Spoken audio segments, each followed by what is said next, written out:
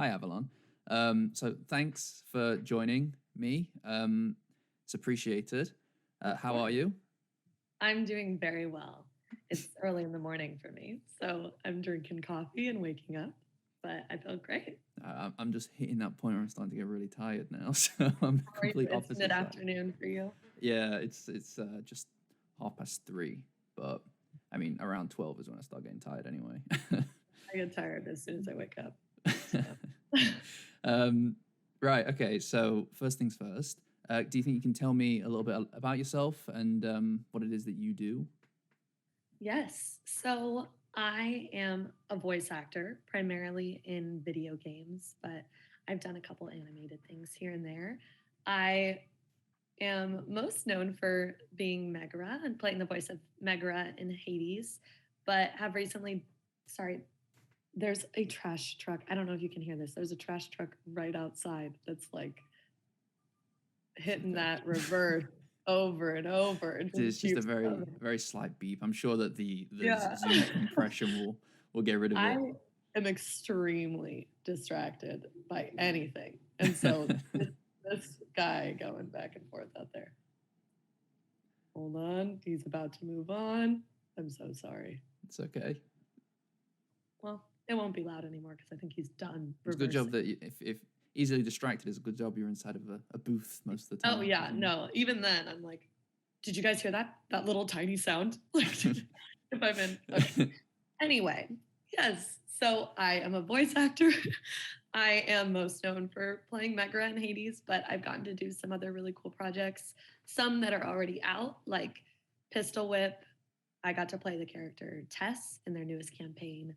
I am a character in Fallout 76 and in Spellbreak, but a few others that I've done haven't come out yet, but I'm really excited about those too.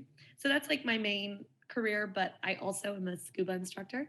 I teach scuba every weekend and go into the freezing cold oceans of California and teach people how to breathe underwater.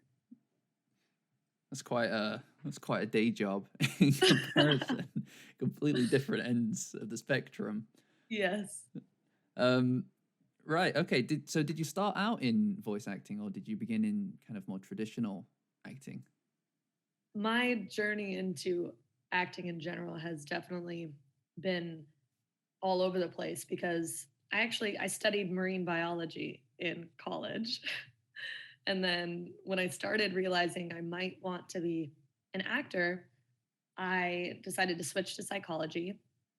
And then I worked in psychology for a long time while pursuing comedy on the side. So I was doing, sorry, that's my mom. I was, jeez, I'm like, there's a Okay. lot going on. I should not be allowed to do anything before 8 a.m. Fire. Uh, so I started pursuing comedy in college, which was really fun. And basically, I was doing improv comedy, and I started telling everybody that I wanted to be a voice actor because I could do these little girl voices. When I was, doing my improv scenes, I would be pretending to be little kids because I just thought it was funny to make voices. So I told everyone I wanted to be a voice actor. And then someone in my improv class was like, hey, my husband works at this place, this little company called Supergiant.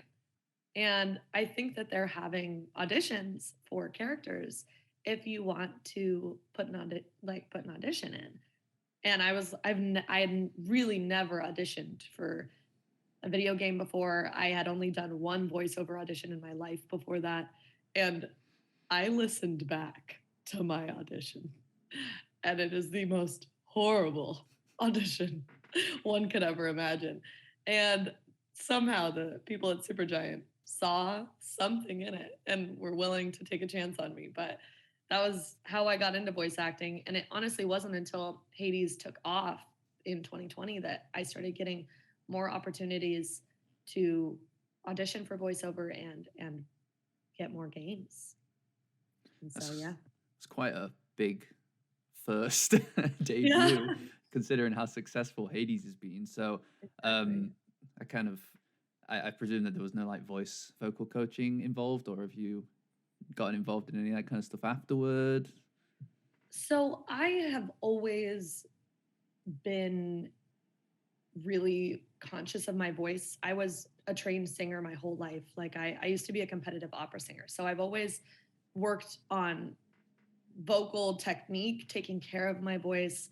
Even though I have quite a raspy voice, I still really take great care of it because it's really easy to damage your voice. And I'm very lucky that I learned early on about how to take care of my voice properly, even when doing really strenuous things like singing opera or like a lot of the roles that I play. You know, I'm having to scream, I'm having to really ride my vocal cords. And so I've learned a lot of technique about how to take care of my voice. And then the parts of developing characters and acting in general, I've been an actor my whole life in theater. And then I started doing acting training after college as a screen actor. And I feel like even though it is a different medium, you still gain a lot as a voice actor by being a person who can act on screen or on stage because it's just basic acting technique. And then what comes in is, which I've learned over time, and honestly, I still need classes, is more of the technique of talking into a mic, of delivering a full performance in the confines of a booth. And I think that that's a skill all in its own that's separate from whatever voice talent you might have and whatever acting talent you might have. I since you just said it, I've been completely fixated on that term competitive opera singing. To me, that like it's like it conjures up this idea of like a PvP kind of. I wish I could tell you that it was a normal experience. But basically you spend an entire 6-month period prepping a single song. And then you go to these competitions, you perform your song, and then judges come on stage and rip you to shreds and then say, okay, now that you've heard our feedback, do it again immediately. And after they just tell you everything you did was basically shit, you have to go and sing again and do the same song. And I did a handful of these competitions, and every time I think it like destroyed my mental health because I developed extreme stage fright to the point where I would like vomit. I would literally throw up. That sounds absolutely intense. I don't think Yeah, I could take that kind of criticism. You know, it was like really a lot. mm, So I handle criticism quite well. thick skin. No. Forced to get thick skin. Yeah. Um, okay, yeah, no, you already touched on what I was about to ask earlier, but obviously, Meg is the main kind of go to when it comes to your career so far. Um, so, how much influence do you feel like you kind of had in crafting her voice into kind of creating this character? Um, do you feel like you're kind of just given this sheet of okay, this is what we're expected of you, or did you have a lot of influence in putting your own personality into the character?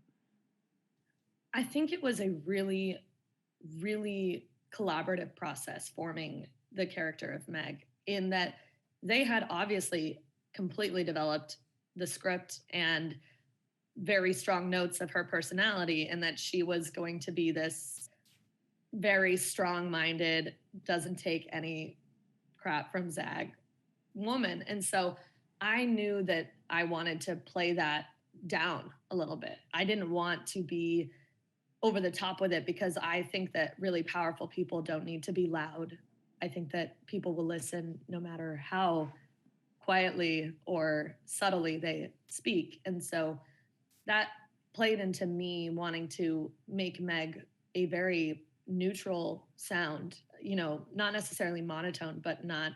I have a typically pretty sing-songy voice in real life, and I was like, that's not gonna fly for Meg. So I got rid of a lot of those notes, and then they gave a vocal reference in the audition of wanting something with a little more bite, a little more rasp, and fortunately I have that naturally, especially if I drop into a lower tone. And so from there I auditioned, and then they really didn't give me a lot of direction in terms of the vocal performance and like the type of tone I was taking.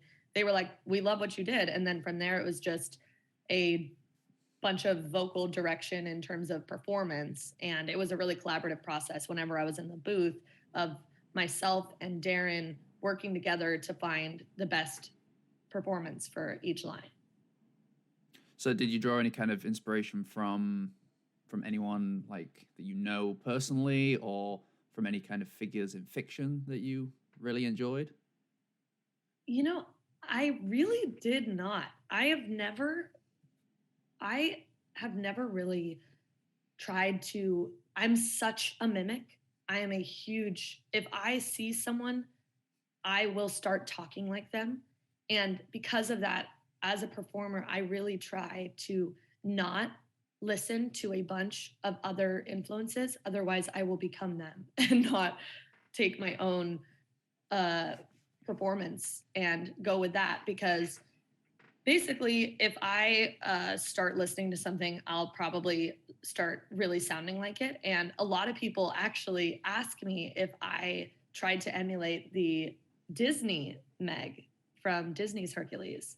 And I did not at all. But listening back, I kind of sound a little bit like her and have similar personality traits to her. And so it's pretty funny because I really didn't try to copy that at all. And luckily, I hadn't seen that movie in years. So I didn't have it in my mind. But I guarantee if I had watched it before doing all the vocal performance for Meg, I probably would have been even more influenced in some way by it. And so I really just took direction from Darren and from the team at Supergiant, and then looked at what Meg looked like and looked at her interactions. And that's how I determined how she should sound.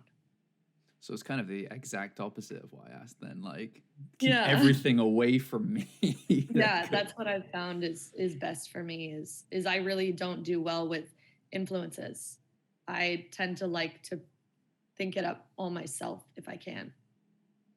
So because you were so kind of instrumental in crafting this character, and what she sounds like, do you feel a lot of identification with the character? Like, can you slip the persona on like a glove, or is it something that you need to, I need my space and 15 minutes to to put myself.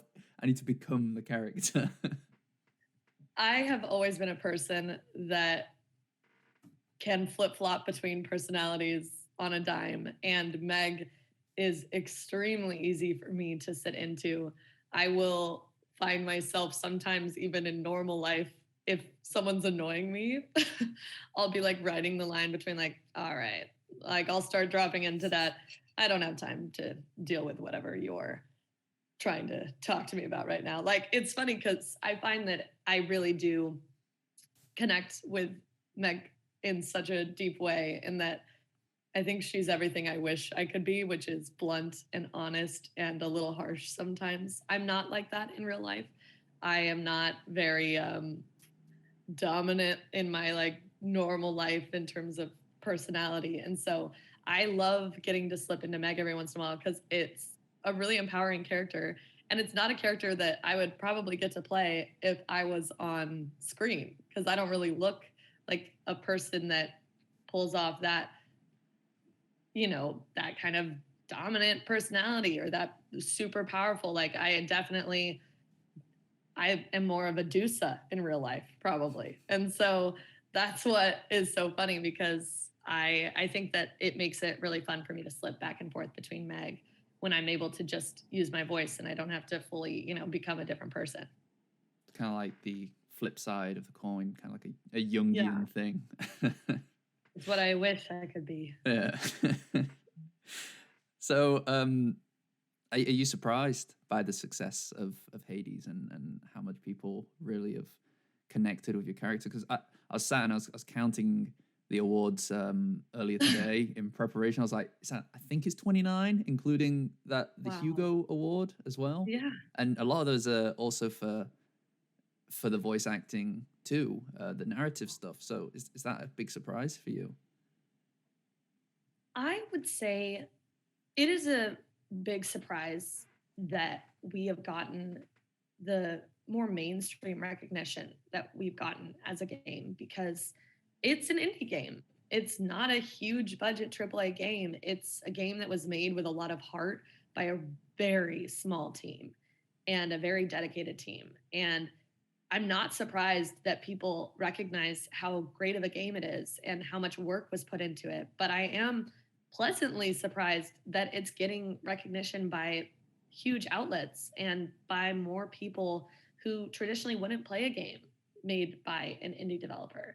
And so that's the surprising part. But I'm not surprised that the game is connecting with so many people and that so many people enjoyed it and feel like it's their game of the year, because I think it was the absolute perfect game that came out at the perfect time when people were able to dump hours and hours of their lives into something because we were all locked down for so long. I really think that the success of the game comes from the hard work of the team, the amazing direction, the amazing art, the amazing everything about the game, but also the circumstance of everybody getting to be at home and actually dump sometimes hundreds of hours into their life into Hades, because that's the best way to get to know the game and to respect the game, is that you can dump hundreds of hours into it and still have new interactions and learn new things and get deeper into the story. And that's what's so amazing about the game, in my opinion.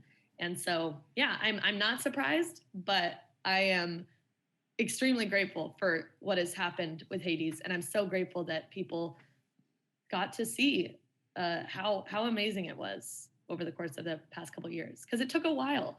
In 2018 was when I recorded this for the first time, and it was in early access for years. And though I had some people who had started doing fan art, I thought it was like going to be the tiniest game ever. And when it blew up to the point where thousands of people know and care, and now millions have owned the game and play it and love it, I was completely shocked by how many people it's reached.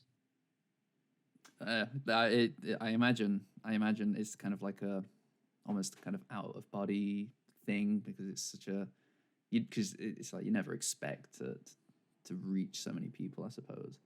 Exactly. Yeah. Do you feel like, well, you've obviously had a very kind of unconventional journey to being where you are. Have you found a lot of challenges along the way? And if so, like, how did you bring yourself to overcome them? You already mentioned some stuff earlier, but Yeah, 100%. I think that as unconventional as my entry into this industry is, it's also just a testament to how unconventional entering into this industry is in general. Because I have never heard a single consistent story about how people break into the industry of voice acting or acting in general. Pretty much a lot of my challenges, not a lot of my challenges didn't come from voice acting. They came from acting on the screen. I faced a lot of difficulty when I was trying to screen act, because I had agents, I had manager, I had so many auditions all the time. And this was, I didn't really have any voice acting success. So I wasn't getting voice acting auditions at all. And that's, I guess, the challenge that I faced, is I really didn't get any voice acting auditions until Hades had blown up.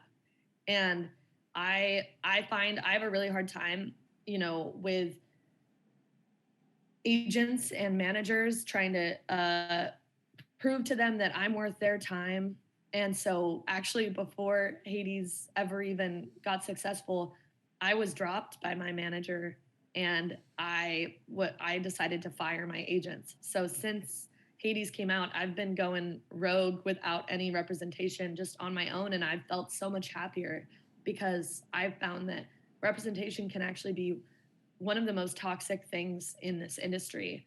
And it really brought me a lot of negative energy early on in my career. And now, being without representation for 2 years, I've had more success than I've ever had. And it's 100% due to Hades becoming as huge as it has. But also, I really fight for myself, and I really take roles that I think are going to be good for my career. And I've been hands-on and so involved in my own career that I would recommend any new voice actor to 100% be involved in every single decision that happens in their career and not to give up their power to their representation, because I think representation can do amazing things for you, but I also think it can make people not put in the work for themselves, and it can make people make some questionable decisions for them, like for themselves, and take any job just because they want to make money for their agent, and I just don't agree with that anymore. And so those are the main challenges I face, is just not getting auditions and stuff like that, but also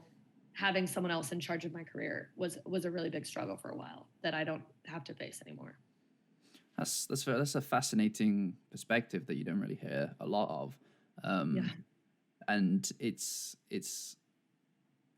I imagine that that's a lot of work to you kind of like, because you're also, as you mentioned, a scuba scuba diver, so it must be like running two jobs then, right?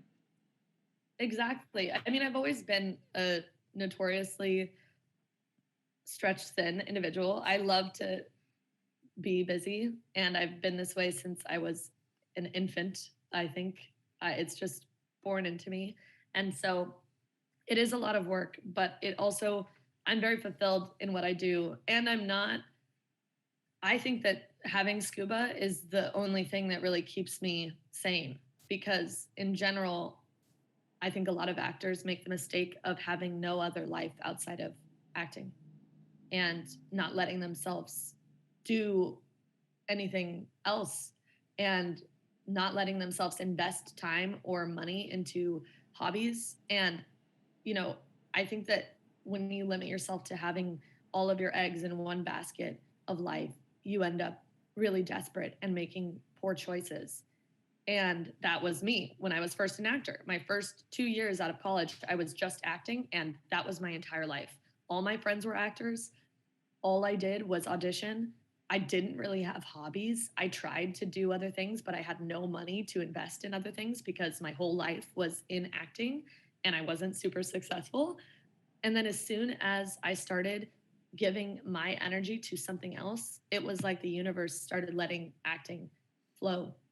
And I now feel very balanced in a way that I would never give up scuba diving at all. If someone was to be like, you have to be available every weekend, I would say, no, I'm sorry, I scuba dive every weekend, and that's extremely important for me.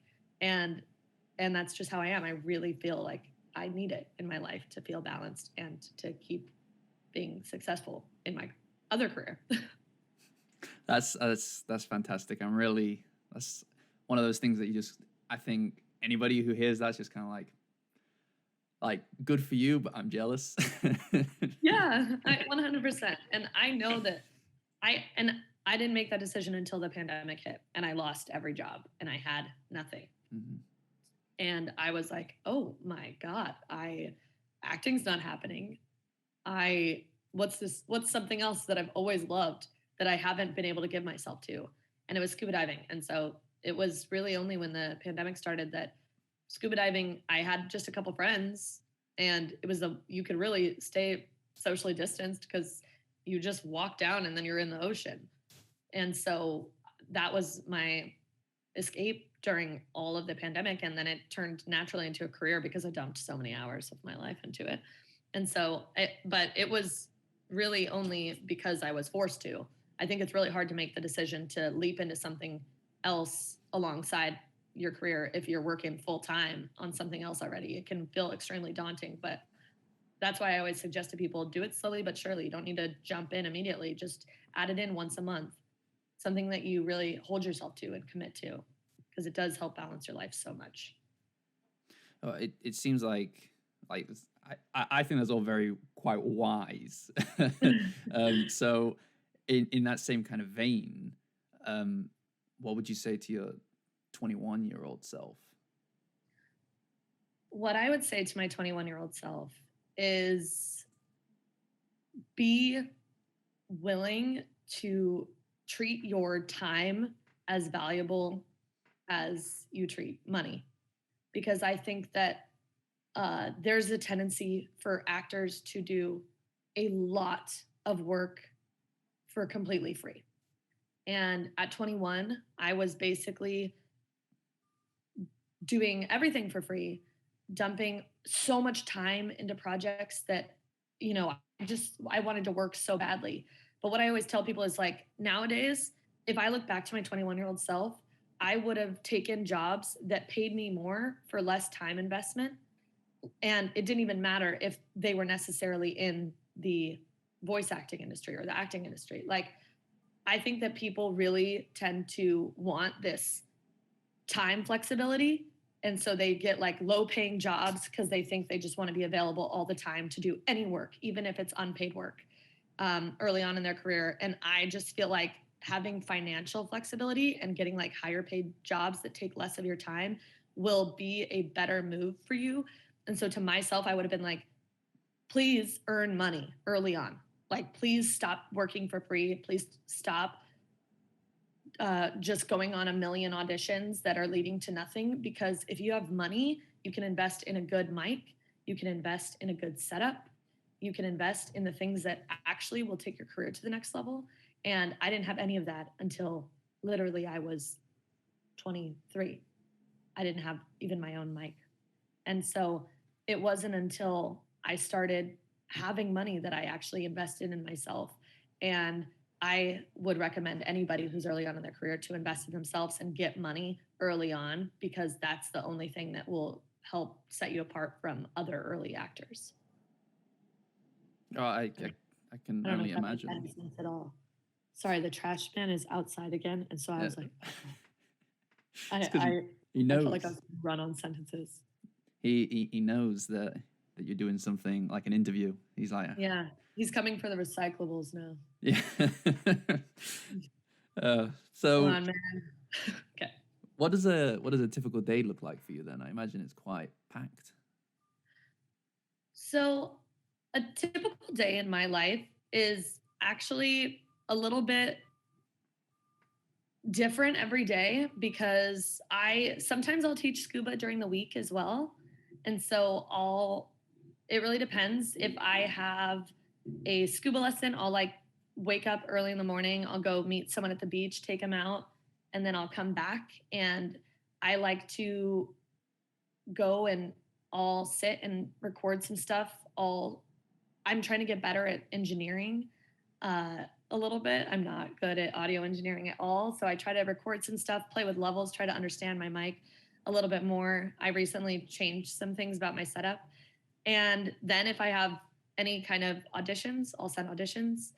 If I have any emails, I'll send out my emails. I try to always focus my life into um, like three major categories, which are fun, flex, and can I cuss? I think I already have. Yeah, go on. It's fine. So I say, like, I try to split every day into fun, flex, and fuck it time. And sorry, not fun. Fun is like a separate one. Focus, flex, and fuck it time. And so focus, I try to dedicate like 4 hours of every day to extreme career focus, whether that's sending like emails out to random, I sometimes will try to send emails to random developers, trying to get in with different casting directors, seeing if I can make those connections because I don't have an agent. So that's my focus time. And then flex will be like, I'll do stuff for myself, do my errands that I need to do for like 2 hours, do things that don't necessarily involve my career, because I've never been an 8-hour workday person. I really don't think it's necessary for me in my career. I think it's necessary for some people in their careers, but anytime I've ever had an 8-hour job or a 12-hour job, I'm like, nah, half of these hours are unnecessary. And so I really only work about 4 hours a day. And then the rest of the time is like flex, where I'm just doing stuff for myself, whether it's, going on walks or making myself food or just going out and seeing friends. And then fuck it time is like, I just literally say it's okay to sit on your phone for an hour of every day. I spend a lot of time on TikTok, one, because I think it's a little important for my career. I've tried to build a following there, but I also like consuming TikTok kind of like it's TV. And I'm not afraid to admit it. Okay. I don't think it's the healthiest thing in the world, but I do it. And I think it's okay, especially if you work in the entertainment industry, to recognize that if you are going to want a lot of jobs ask for your followings now. And that's the unfortunate truth. And so you have to also be willing to put in time to build followings online. And so I do that. And then I also I love to hang out with my friends and just do random things all the time. So yeah, I basically try to split my life into those three categories. And that's what my day looks like every day. Well, you actually touched on something I was about to ask. No, you've gained some popularity on TikTok, and I personally, I've never been able to jive with TikTok, mainly because I'm afraid of it. So I was wondering, what is it about the platform that you really like, and why do you think that you're connecting with people on there so well? Well, it's very interesting because I had never experienced having any kind of internet following until I had one video go viral on Twitter last year. And after, it was almost exactly a year ago, after that video went viral, every single person was like, you need to get on TikTok. Dude, you need to get on TikTok. And so I tried and failed immediately. I was like, okay, I'm going to try. And literally just tried to go in without knowing how TikTok worked at all and tried to make videos, and they would get 6 views. And it felt so demeaning because I was like, I got this whole Twitter following, and then I try to post on TikTok and it's getting 10 views, and I just felt embarrassed, and I was like, I don't know how to do this. And then I deleted it. So I avoided TikTok avidly until I got COVID in August. I got a breakthrough case and ended up not being able to do anything. And I was actually pretty sick. And I was like, you know what? There's no time like the present. If I'm ever going to be successful on TikTok, it's going to be when I can dump a significant amount of my life into it. Because the truth is, the people who are most successful on TikTok are the people that know TikTok as well as the people who consume TikTok. I think that if you go into TikTok and you're like, I'm just going to post videos, people are going to love them. That's unfortunately not how TikTok works. A lot of people on TikTok will eat people alive if it seems like they're just these millennial types who just jump on and try to post as if they're Gen Z. I recognize I'm not a younger person anymore. I'm 25, but I recognize that most of TikTok is kind of in their early 20s and teens. And so if you don't show that you are as dedicated to TikTok and learning the trends and knowing how the app works, then they really don't respond well. And so as soon as I really dedicated myself to learning TikTok, I spent, I swear, 6 hours the first day just consuming, trying to understand. Because it scares me. I was so intimidated by it. I was like, why the hell is this app so successful? I don't get it.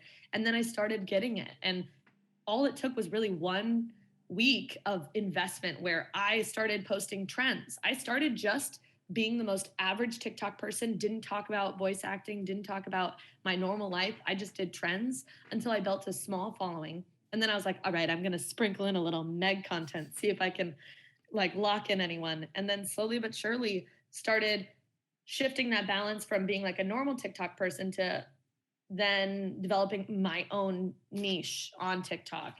And from there have continued going. And it's still hard. Every day that I'm not on it, if I try to post, you see the views go down, and every once in a while you'll have something that really blows up. And it's a very complicated process, but it's one that requires, unfortunately, a decent amount of work to be good at and to continue to build. So that's kind of my experience on TikTok.